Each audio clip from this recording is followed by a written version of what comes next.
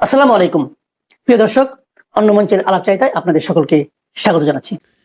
বাংলাদেশে সফর করে গেলেন আমেরিকার বিশেষ দূত। বিশেষ দূত বলতে প্রেসিডেন্ট ডোনাল্ড ট্রাম্পের দক্ষিণ পূর্ব এশিয়া বিষয়ক বিশেষ দূত সার্জিও গোর। তিনি আসলেন, ছোট্ট একটি সংক্ষিপ্ত সফর করলেন, বাংলাদেশের বিএনপির সাথে কথা বললেন, বিএনপির পররাষ্ট্রমন্ত্রীর সাথে কথা বললেন প্রধানমন্ত্রীর সাথে, কথা বললেন ভারতীয় রাষ্ট্রদূতের সাথে, এবং অনেকেই বলছেন কথা হয়েছে আওয়ামী লীগের বিশেষ প্রতিনিধির সাথেও। এখন বাংলাদেশের বিএনপিকে কি বলেছে সার্জিও গোর, ভারতের রাষ্ট্রদূতকে কি বলেছেন সার্জিও গোর, এটা খুবই গুরুত্বপূর্ণ ব্যাপার। আর তার পাশাপাশি যেই সংগঠনের কার্যক্রম নিষেধ করে দেওয়া হয়েছে বাংলাদেশে, সেই সংগঠনের কোনো দূতের সাথে, বিশেষ কোনো প্রতিনিধির সাথে কি কথা হলো, সেটা কিন্তু অনেকেই আপনারা জানতে চাচ্ছেন। তো এই বিষয়গুলা একটি প্রোগ্রামের মধ্যে শেষ করা সম্ভব হবে বলে আমি মনে করি না, কারণ এটি একটি বড় বিষয়। প্রথমত, বিএনপির সাথে যে কথা হয়েছে, বিএনপিকে বলে দিয়ে গেছে যে তোমরা যদি চীনের সাথে আর কোনো রকমের সখ্যতা তৈরি করো, ওই পদ্মা ব্যারেজ নামে যে ব্যারেজ দিতে চেয়েছ, সেটা নিয়ে যদি কোনো কার্যক্রম চালাও, অথবা চীনের কাছ থেকে যদি কোনো সায়েন্টিফিক ইকুইপমেন্ট ক্রয় করো, তাহলে কিন্তু তোমাদেরকে লাল কার্ড দেখানো হবে। অর্থাৎ বাংলাদেশের ক্ষমতাই হলো তারেক রহমান, এইটাকে ডিকটেট করে আমেরিকা থেকে। আমেরিকার কথার বাইরে ডান দিকে, বাম দিকে, উত্তরে বা দক্ষিণে, সামনে বা পিছনে ফিরে দাঁড়ানোর কোনো অবস্থা তারেক রহমানকে রাখেনি। এখন তারেক রহমান একটি পুতুলের মতো, শুধু বলেছে তুমি যা খেতে চাও খাও, যা কামাতে চাও কামাও, বাংলাদেশটাকে রাষ্ট্র না বানিয়ে যদি একটি এন্টারপ্রাইজ বানাইতে চাও, অর্থাৎ একটা ব্যবসা প্রতিষ্ঠান বানাতে চাও, সেটাও বানাও, কিন্তু আমাদের কথার বাইরে যেতে পারবা না। এখন খেয়াল করে দেখেন, একটি স্বাধীন দেশ, 30 লক্ষ মানুষের জীবন, 2.5 লক্ষ নারীর ইজ্জত, 1 কোটি মানুষের দেশান্তর, হাজার হাজার মানুষের 9 মাসের প্রত্যক্ষ যুদ্ধের ফল, এবং 23 বছরের বহু আন্দোলন সংগ্রাম, যুক্তফ্রন্ট, শিক্ষা আন্দোলন, 6 দফা আন্দোলন, গণ অভ্যুত্থান 69-70 নির্বাচন, তারপরে 71 মহান মুক্তিযুদ্ধ। এই দীর্ঘ সময়ে আমাদের যে দাবি ছিল স্বনিয়ন্ত্রণ, অর্থাৎ আমাদের দেশ আমরা নিয়ন্ত্রণ করব, সেই দাবিটা নিয়েই কিন্তু আমাদের আন্দোলনটি সামনে গিয়েছিল। একটা সময় মানুষ মরণপণ লড়াই করে এই দেশটিকে স্বাধীন করেছিল। আর এই দেশ স্বাধীনতার যে নেতৃত্ব, সেই নেতৃত্বটি দিয়েছিল বাংলাদেশ আওয়ামী লীগ, বঙ্গবন্ধুর নেতৃত্বে, তাজউদ্দিনের নেতৃত্বে, মনসুর আলীর নেতৃত্বে, নজরুল ইসলামের নেতৃত্বে, কামরুজ্জামানের নেতৃত্বে, এবং আরো অনেক মুক্তিযোদ্ধাদের নেতৃত্বে। এই যে একটি দেশ, এই দেশটি স্বাধীনতার পর 54 বছরে দক্ষিণ পূর্ব এশিয়াতে যে কটি দেশ মাথা উঁচু করে আত্মসম্মান নিয়ে দাঁড়িয়েছিল, সেই দেশের মধ্যে বাংলাদেশ হচ্ছে তার অন্যতম দেশ। কারণ আপনারা যদি পাকিস্তান, নেপাল, ভুটান, শ্রীলঙ্কা, আফগানিস্তান, মিয়ানমার এবং ভারতের দিকে তাকান, ভারতের পরেই যেই অবস্থানটি তৈরি হয়েছিল, সেটি বাংলাদেশের অবস্থান। এখন বাংলাদেশকে বিড়ালের মতো করে ধমক দেয় আমেরিকা, দমক দেয় পাকিস্তান, ধমক দেয় মধ্যপ্রাচ্যের দেশ। এর কারণটা আপনারা সহজেই বুঝতে পেরেছেন। অযোগ্য লোককে যখন ক্ষমতায় বসানো যায়, তখন তাকে যা বলানো দরকার তাই সে বলেন। এবং আপনারা জানেন, মির্জাফর যখন ব্রিটিশ সেনাপতি রবার্ট ক্লাইভের কাছে ক্ষমতাটি তুলে দেয়, তখন মির্জাফরকে বসানো হয়েছিল পুতুল নবাব হিসেবে, কিন্তু মূল ক্ষমতাটি কিন্তু চলে গিয়েছিল ব্রিটিশ কোম্পানির হাতে। ঠিক তেমনি বাংলাদেশ সেই রকম একটা পরিস্থিতি এখন তৈরি হয়েছে। তো যাক সে কথা, ভারতের রাষ্ট্রদূতের সাথে তিনি দেখা করলেন বাংলাদেশে বসে। খেয়াল করে দেখেন যে আমেরিকার প্রেসিডেন্টের বিশেষ দূত বাংলাদেশে এসছে, বাংলাদেশের প্রধানমন্ত্রীর সাথে কথা বলবেন, বাংলাদেশের অথরিটির সাথে কথা বলবেন, কিন্তু তিনি ভারতের রাষ্ট্রদূতের সাথেও কথা বলেছেন। কি কথা হলো তার সাথে, তিনি কি বলেছেন খেয়াল করে দেখেন। ভারতের কি চায় এই দক্ষিণ পূর্ব এশিয়াতে, আর আমেরিকা কি চায়, এই দুইটার মধ্যে একটা ফারাক রয়ে গেছে। আমেরিকা কি চায়? আমেরিকা চায় যে বার্মাকে ভেঙে আরেকটি নতুন দেশ করা। এটি কিসের দেশ? এই দেশটি হবে একটি বাফার স্টেট। এই বাফার স্টেট থাকবে মূলত আমেরিকার নিয়ন্ত্রণে। বঙ্গোপসাগরের নিয়ন্ত্রণ নেবে তারা, এখান থেকে তেল উৎপাদন করবে তারা, গ্যাস উৎপাদন করবে তারা। এই বঙ্গোপসাগরে যে অবারিত সম্পদের সমাহার, এই সম্পদের দখল নিবে আমেরিকা। খেয়াল করে দেখেন আমেরিকা এটা কেন চায়। আমেরিকা চায় এই কারণে, এই দক্ষিণ পূর্ব এশিয়া হচ্ছে আগামী দিনের যে পৃথিবী, এই পৃথিবী তাকিয়ে আছে দক্ষিণ পূর্ব এশিয়ার দিকে। আমাদের এশিয়ার এই কোনায় একদিকে চায়না, আরেকদিকে ভারত, আরেকদিকে জাপান, ইন্দোনেশিয়া বিশাল জনগোষ্ঠী, বাংলাদেশের বিশাল জনগোষ্ঠী, মিয়ানমার, থাইল্যান্ড, বাংলাদেশ, এই অঞ্চলটা একটা গোল্ড মাইন। কারণ পৃথিবী যত এগুচ্ছে উন্নত বিশ্বগুলো, তাদের কিন্তু উন্নয়ন করার জায়গা আর বাকি নেই। এখন ওই জায়গায় জনসম্পদ অনেক বেশি এবং তাদের অর্থনীতির সাইজও বিশাল।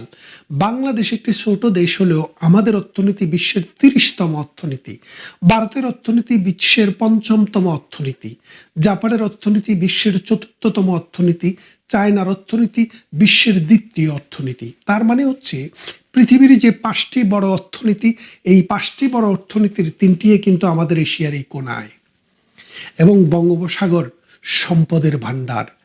এখন এই জায়গায় কোনো না কোনোভাবে আমেরিকাকে একটি ঘাঁটি করতে হবে। এই জায়গায় কোনো না কোনোভাবে মধ্যপ্রাচ্যের মতো একটি রাষ্ট্র তাদের তৈরি করতে হবে, যেই রাষ্ট্রে বসে তারা এই দক্ষিণ পূর্ব এশিয়াতে বসে ভারতকে কন্ট্রোল করবে এবং চায়নাকে কন্ট্রোল করবে, বাংলাদেশকে কন্ট্রোল করবে, মিয়ানমারকে কন্ট্রোল করবে, থাইল্যান্ড, ভিয়েতনাম, ক্যাম্বোডিয়া, ক্যাম্পোসিয়া, লাওস এবং এই অঞ্চলে আরও যেই সব রাষ্ট্র রয়েছে তাদেরকে কন্ট্রোল করবে। আর এই কন্ট্রোল করতে হলেই একটি সত্য নৌবহর ভারতের এই নাকের ডগায়, এই দক্ষিণ পূর্ব এশিয়ার এই কোনায় বঙ্গোপসাগরে এনে রাখতে হবে। খেয়াল করে দেখেন, যার কারণে ভারত এবং চায়নার মধ্যে যত দূরত্বই থাকুক, আমেরিকা যেন এই দক্ষিণ পূর্ব এশিয়ার এই কোনায় ঢুকতে না পারে, এই বিষয়ে কিন্তু এই দুটি রাষ্ট্রের মধ্যে একমত। খেয়াল করেন ব্রিক্স নামে যে সংগঠনটি করেছে, এই সংগঠনটি করার মূল উদ্দেশ্য ছিল ডলারের বিকল্প একটি মুদ্রা তৈরি করা, যাতে করে আমেরিকা সারা পৃথিবীতে ওই ডলার দিয়ে ব্যবসা করতে না পারে। সেই কারণে এই ব্রিক্সের জন্ম হয়।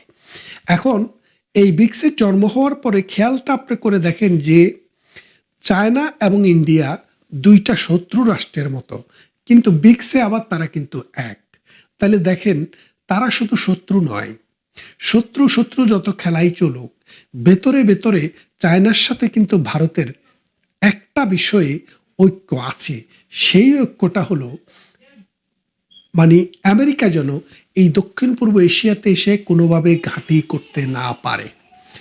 আমেরিকার পাকিস্তান তো আমেরিকার জন্য রইলই, কিন্তু পাকিস্তান দিয়ে আমেরিকার হবে না। কেন হবে না? বঙ্গোপসাগরের সাথে পাকিস্তানের কোনো কানেকশন নেই। পাকিস্তানের কানেকশন হচ্ছে আরব সাগরের সাথে।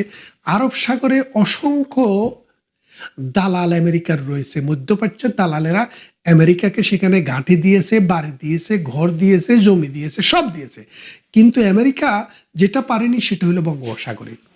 শেখ হাসিনাকে কয়েকবার তিনি বলেছেন, আমেরিকা বলেছেন যে আপনি আমাদেরকে এখানে একটা ঘাঁটি দেন, আমরা আপনাকে যতদিন ইচ্ছা ততদিন ক্ষমতা রাখবো। আপনি আমাদেরকে বঙ্গোপসাগরটার এই ছোট্ট একটা দ্বীপ আছে সেন্ট মার্টিন, সেটা দেন, আমরা আপনাকে ক্ষমতায় কোনো ডিস্টার্ব করবো না। কিন্তু শেখ হাসিনা কি বলেছেন? আমার দেশ অসংখ্য মানুষের রক্তের বিনিময়ে স্বাধীন হওয়া একটি দেশ, এই দেশের স্বাধীনতার সাথে আমি কোনো কম্প্রোমাইজ করতে পারবো না। পার্লামেন্টে দাঁড়িয়ে বলেছে, নতুন বলছি না, তিনি ক্ষমতা থেকে যাওয়ার 6 মাস আগেও তিনি বলেছেন। তাহলে খেয়াল করেন আমেরিকা এখন এই ভারতবর্ষে, এই বাংলাদেশে, এই মিয়ানমারে আসছে।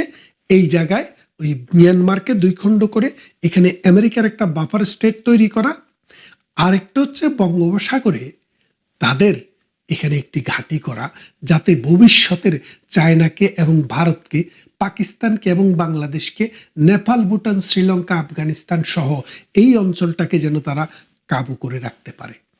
এখন ভারত এটা চায় না। সেই কথাটি ভারত জানিয়ে দিলেন গৌরকে।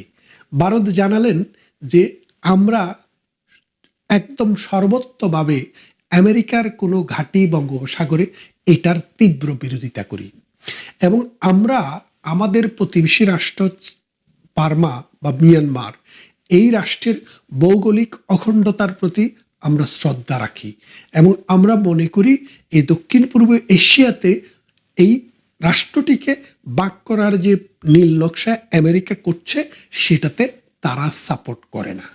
এটা গেল ভৌগোলিক ভূরাজনৈতিক একটা অংশ। দ্বিতীয়ত তারা বললেন যে বাংলাদেশে আমাদের যে অবস্থান, আমরা এই বন্ধুপ্রতিম রাষ্ট্রের প্রতি আমাদের চাওয়া হচ্ছে এখানে ইনক্লুসিভ ডেমোক্রেসি চালু হতে হবে, অর্থাৎ প্রত্যেকটা রাজনৈতিক দল এখানে রাজনীতি করবে, এটা এই অধিকার থেকে যেন তিনি বঞ্চিত না হন। এই কথাটি মূলত শেখ হাসিনার উদ্দেশ্যে বলা, যে শেখ হাসিনা এই দেশের মাটি এবং মানুষের নেতা, এই দেশের বৃহত্তর জনগোষ্ঠী 1971 সালের নির্বাচন থেকে শুরু করে 2024 সাল পর্যন্ত যত নির্বাচন হয়েছে, সমস্ত নির্বাচন একসাথ করে আপনি যদি ভাগবাটোয়ারা করে দেখেন, তারপরেও দেখবেন যে আওয়ামী লীগের চাইতে বেশি মানুষের ম্যান্ডেট আর কোনো দল কোনো দিনে পায় নাই, পাবেও না। সুতরাং এই দেশ, এই মাটি, এই মানুষের সম্পর্ক হচ্ছে বাংলাদেশ আওয়ামী লীগের সাথে। সুতরাং আওয়ামী লীগকে এখানে রাজনীতি করতে দিতে হবে। এবং এই কথাটির পাশাপাশি ভারতীয় দূতাবাসের পক্ষ থেকে আমি একটি বিশেষ একটা সূত্রে আমি যে খবর পেয়েছি, তারা জানিয়েছে যে বাংলাদেশ আস্তে আস্তে তালিবানি কায়দার দিকে চলে যাচ্ছে, অর্থাৎ বাংলাদেশে যে ধর্মীয় মৌলবাদী গোষ্ঠী, এই গোষ্ঠী এখন এত শক্তিশালী হচ্ছে যে কোনো সময়ে বিএনপির মতো রাজনৈতিক দলকেও খেয়ে ফেলতে পারে। কারণ সাংগঠনিকভাবে বিএনপি একটি দুর্বল দল। এই দলকে যেই কোনো সময়ে জামাত, এনসিপির মতো জঙ্গি গোষ্ঠী যেই কোনো সময় ফেলে দিতে পারে। সুতরাং এইখানে যদি অসাম্প্রদায়িক চেতনার, অর্থাৎ গণতান্ত্রিক ধারা অথবা মানুষের যে রাজনীতি, এটাকে যদি বাঁচিয়ে রাখতে হয়, জঙ্গিবাদের উত্থান যদি ঠেকাতে হয়, মৌলবাদী গোষ্ঠীকে যদি এখানে যদি নির্মূল করতে হয়, তাহলে আওয়ামী লীগের মতো শক্তিকে রাজনৈতিক কার্যক্রম থেকে বিরত রাখলে সেটার ফল ভালো হবে না। এবং এই কথাটি ক্লিয়ারলি গৌরের কাছে পাঠিয়ে দিয়েছে ভারতীয় রাষ্ট্রদূত। আর বাংলাদেশে ভারতীয় রাষ্ট্রদূতের সাথে এই ঘরে বসে, বাংলাদেশের ভিতরে বসে আর কি কথা হতে পারে বলে আপনারা মনে করেন? খেয়াল করে দেখেন, ভারত একদিকে বন্দর ব্যবস্থায়, অর্থাৎ এখানে কোনো ধরনের ঘাটির বিরুদ্ধে কথা বলেছে, বার্মাকে ভাঙার ব্যাপারে বিরুদ্ধে কথা বলেছে, এবং বাংলাদেশে সাম্প্রদায়িক শক্তির উত্থান রোধের জন্য বাংলাদেশ আওয়ামী লীগের রাজনীতিতে একটি ভূমিকার প্রয়োজনীয়তার কথা তারা তুলে ধরেছে। সুতরাং আপনারা বুঝতেই পারছেন যে গৌর আমেরিকায় গিয়ে এই খবরটি তার বসের কাছে, অর্থাৎ প্রেসিডেন্ট ডোনাল্ড ট্রাম্পের কাছে তাকে বলতে হবে। তৃতীয়ত, বাংলাদেশ বর্তমান সময়ে আমেরিকার চাটুকার ভিত্তি করতে করতে এমন একটা পর্যায়ে গেছে, আপনারা শুনেছেন বাংলাদেশ, আমরা যে গম কিনি, চাল কিনি পৃথিবীর বিভিন্ন দেশ থেকে, সেই তালিকায় আমেরিকা কখনো ছিল না। আমাদের তালিকায় ছিল ইউক্রেন, আমাদের তালিকায় ছিল রাশিয়া গমের জন্য, আমাদের তালিকায় ছিল আর্জেন্টিনা, আমাদের তালিকায় ছিল এই চালের জন্য ভারত, ভিয়েতনাম, পাকিস্তান, ফিলিপিন্স, এই সব রাষ্ট্র। এর কারণও আছে। কারণটা কি দেখেন, ভারত থেকে 1 মণ চাল কিনে বাংলাদেশে আনতে আমাদের যে খরচ হয় জাস্ট ট্রাক ভাড়া, আর আমেরিকা থেকে 1 মণ চাল কিনে আপনি যখন 27,000 কিলোমিটার যখন আপনি ভ্রমণ করে নিয়ে আসবেন, সেই খরচটা অনেক গুণ বেশি। এবং আরো একটি কথা বলে রাখি, সাম্প্রতিক সময়ে এই আমেরিকাকে ঘোষ দেওয়ার জন্য, আমেরিকাকে খুশি রাখার জন্য বাংলাদেশ সরকার কি করেছে, আমাদের 15 বছর মেয়াদি 32 সাল পর্যন্ত একটি চুক্তি ছিল কাতারের সাথে, যেটা এলএনজি গ্যাস আমাদেরকে প্রতি বছর আমরা কাতার থেকে আনতাম। 15 বছর মেয়াদি চুক্তি। সেই চুক্তি অনুসারে আমাদের স্ট্যান্ডার্ড সাইজের যে একটা সিলিন্ডার, এই সিলিন্ডার গ্যাসের দাম ছিল $11। তো বাংলাদেশি টাকায় সেটা 1200 বা 1300 টাকার মতো হয়, এবং শেখ হাসিনার সময় পর্যন্ত এটা এই দামেই মানুষ কিনেছে।